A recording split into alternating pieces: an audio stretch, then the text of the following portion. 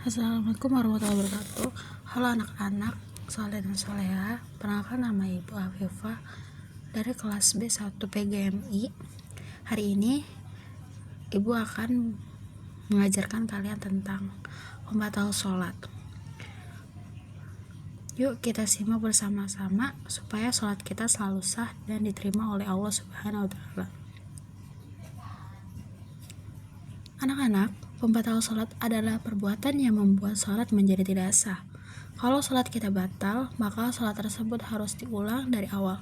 Karena itu, saat sholat kita harus berhati-hati dan fokus ya.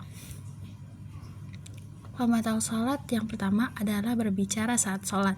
Misalnya seperti ngobrol, menjawab teman, atau mengucapkan kata-kata biasa.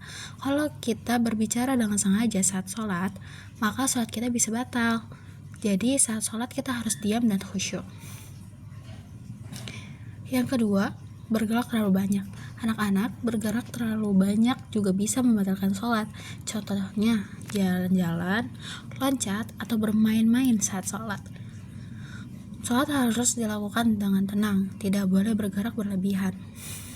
Yang ketiga, tidak menghadap kiblat. Sholat juga batal jika tidak menghadap kiblat. Misalnya, badan berbalik ke samping atau tidak menghadap Ka'bah. Karena itu, sebelum sholat, pastikan arah kiblat sudah benar. Selanjutnya, hilangnya wudhu. Sholat akan batal jika wudhu kita hilang. Contohnya kentut, buang air kecil, atau buang air besar.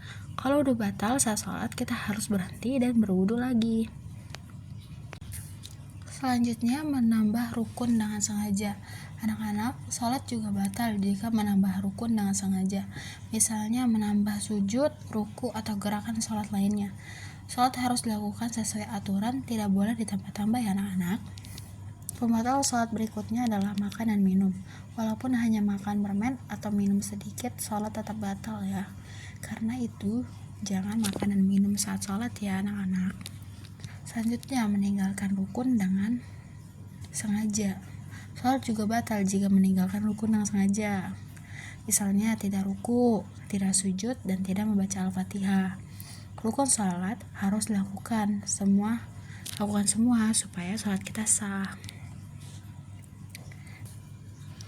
Anak-anak, kesimpulan pembelajaran hari ini adalah sholat bisa batal jika kita melakukan hal-hal yang dilarang, seperti berbicara, bergerak berlebihan, makan, atau wudhu batal. Saat sholat, kita harus tenang, fokus, dan tidak main-main. Kita harus menghadap kiblat dan menjaga wudhu. Kalau kita berhati-hati, sholat kita menjadi sah dan Allah SWT senang dengan ibadah kita.